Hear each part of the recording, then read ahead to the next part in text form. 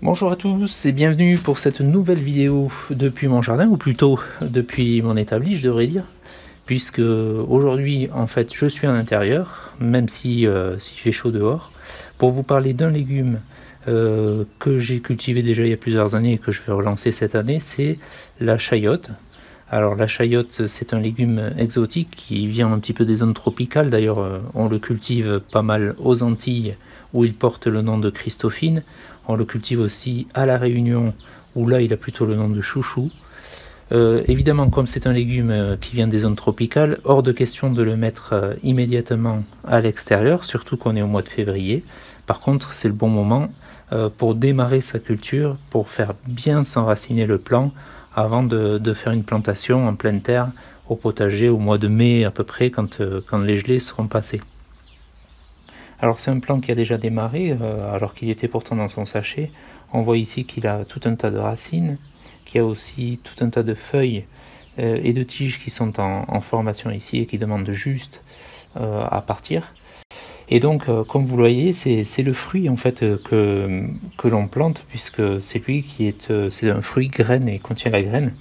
Donc c'est lui qu'on va planter aujourd'hui. Voilà, j'ai préparé tout un tas de... J'ai préparé ici de la terre de mon jardin que j'ai mélangé avec du terreau.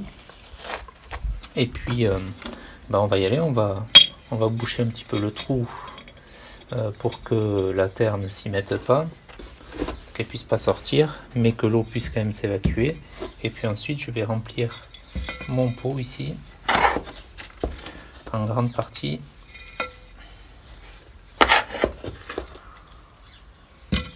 Voilà, j'ai rempli à peu près à mi-hauteur, ou en tout cas presque jusqu'au trait qui apparaît là, donc à 2 cm du rebord en fait. Voilà, alors petit creux ici, parce qu'en fait on va pas planter la chayote en entier, mais ce que l'on va faire c'est qu'on va évidemment tourner les racines vers le bas, donc plutôt les parties des futures tiges vers le haut, et on va poser simplement, donc il va falloir quand même que j'enlève de la terre, je vais en remettre après. On va simplement poser la chayote sur la surface de la terre, et on va couvrir à mi-hauteur à peu près. L'idée c'est vraiment que les racines soient recouvertes, mais que les futures tiges ici, elles ne le soient pas. La suite, c'est un petit arrosage, surtout au niveau des racines ici,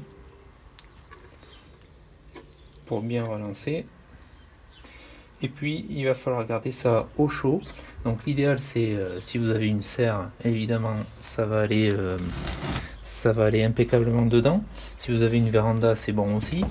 Le tout, c'est que ce soit en fait à l'abri du gel, puisque si jamais c'est soumis au gel, la chayote va mourir. Hein.